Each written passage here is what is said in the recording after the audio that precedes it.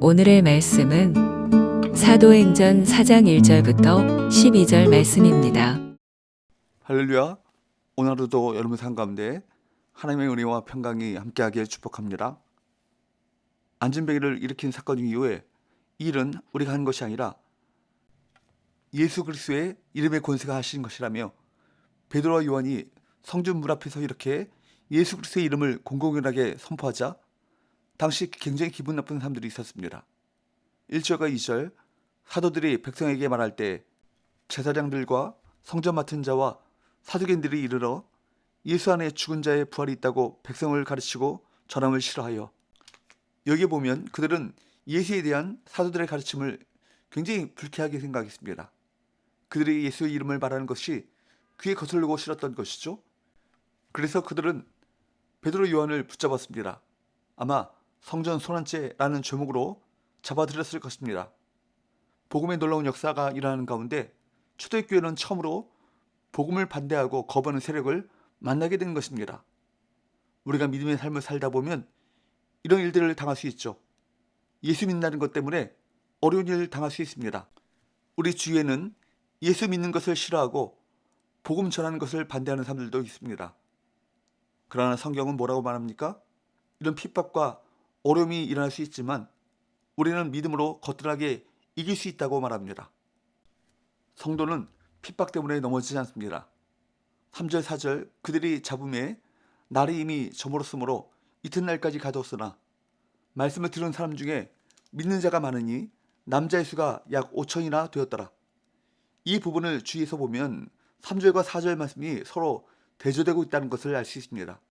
3절에서는 사도들이 체포당해 감옥에 갇히게 되죠. 그런데 4절에 보면 그런 핍박과 박해에도 불구하고 예수를 믿은 남자들은 5천 명이나 되었습니다.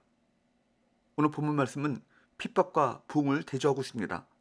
핍박이 왔지만 박해가 임했지만 부흥했다는 것입니다. 고난이 왔지만 성장했다는 것입니다. 사도들은 잡혀갔지만 하나님의 역사는 계속되었습니다. 참으로 놀라운 대조죠.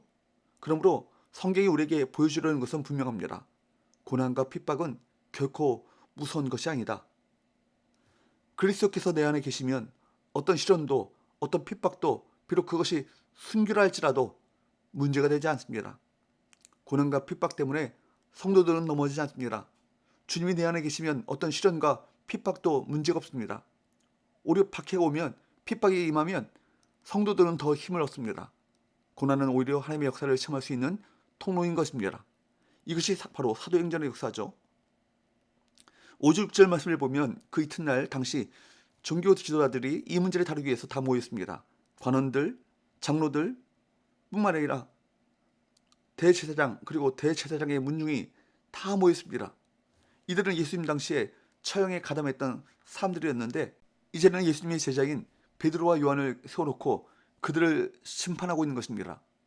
7절 사도들을 가운데 세우고 묻되 너희가 무슨 권세와 누구의 이름으로 이 일을 행하였느냐.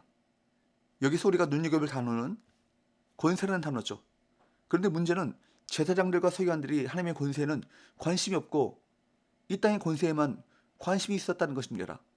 이들은 정말 안진뱅이가 일어났다는 것은 전혀 관심이 없어요. 안진뱅이가 어떻게 일어났는가, 정말 하나님의 역사가 나타났는가, 그게 아니죠. 단지 그들은 내가 누구의 권세로 누구의 이름으로 일을 하느냐, 그렇게 위협합니다. 이 말은 여기가 내 구역인데 누구 허락받았느냐, 그런 말처럼 들리기도 합니다. 교회 타락, 성도의 타락은 바로 여기에 있습니다.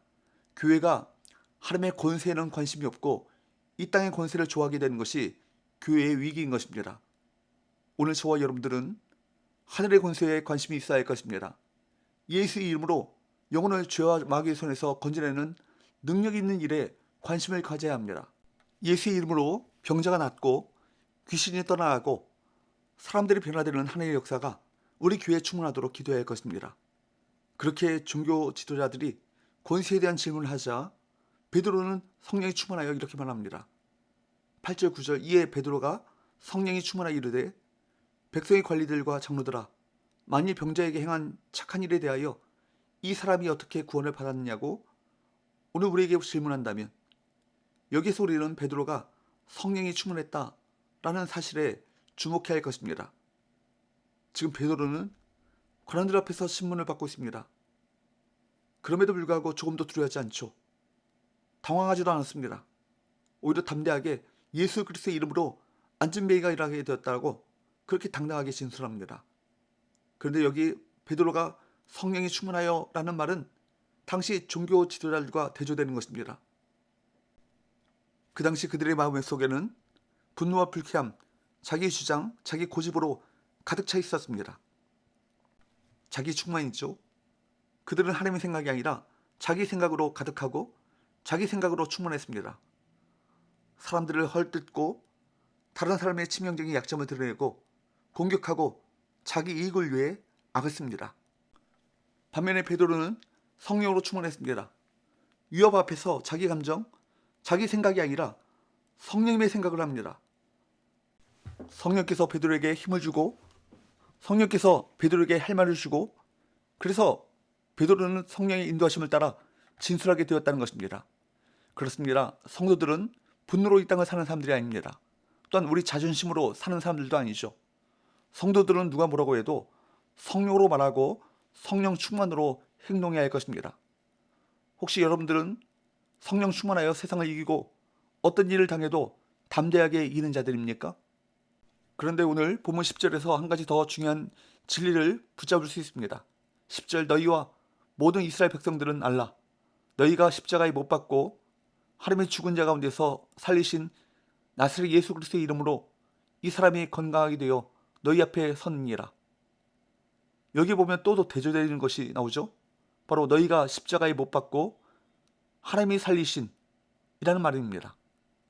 유대인들은 예수님을 십자가에 못 박았지만 예수님을 죽였지만 그러나 하나님은 죽은 자 가운데서 예수님을 살려내셨다, 부활시키셨다는 것입니다. 인간의 행위와 하나님의 행위가 대조되고 있는 것입니다. 사람들은 예수님을 죽였죠. 그런데 하나님은 살려내셨습니다. 율법과 이스라엘 종교는 예수를 버렸습니다. 그들은 예수님을 중요하게 생각하지 않았습니다. 마치 건축자들이 버린 돌처럼 쓸모없는 것으로 취급했습니다. 그러나 하나님께서는 죽은 자 가운데서 예수님을 살려내셔서 집 모퉁이의 머릿돌이 되게 하셨습니다. 하나님은 사람들이 버린 이 예수를 그리스도가 되게 하셨습니다. 사람들이 천하게 귀하게 여기지 않았던 그분을 바로 온 세상의 구원자로 세우셨습니다. 이것이 하나님의 방법이요 하나님의 역사인 것입니다. 베드로는 이렇게 이야기를 하고 마지막으로 중요한 결론을 내리죠. 12절 다른 이로서는 구원을 받을 수 없나니 천하 사람 중에 구원을 받을 만한 다른 이름을 우리에게 주신 일이 없습니다 하셨더라. 유대교 지도자들은 예수님을 죽이는 데 실패했습니다. 죽이기는 했지만 다시 살았고 그분을 닮은 자들이 일어나서 재판하는 자리에서 같은 증언을 하고 있습니다. 하나님은 예수 그리스도를 따르는 자들을 통해 세상 권세가 감당할 수 없는 하나님 나라의 역사를 계속해서 이어가실 것입니다. 우리는 오늘 예수님께서 그리스도시요 다른 이로서는 구원을 얻을 수 없나니 라고 말씀하신 것을 붙잡아야 할 것입니다. 이 분명한 믿음의 혁신을 가지고 세상을 이기시길 바랍니다. 사람들의 말에 흔들리지 마십시오. 주님은 성령으로 저와 여러분과 함께 하십니다. 기도합시다.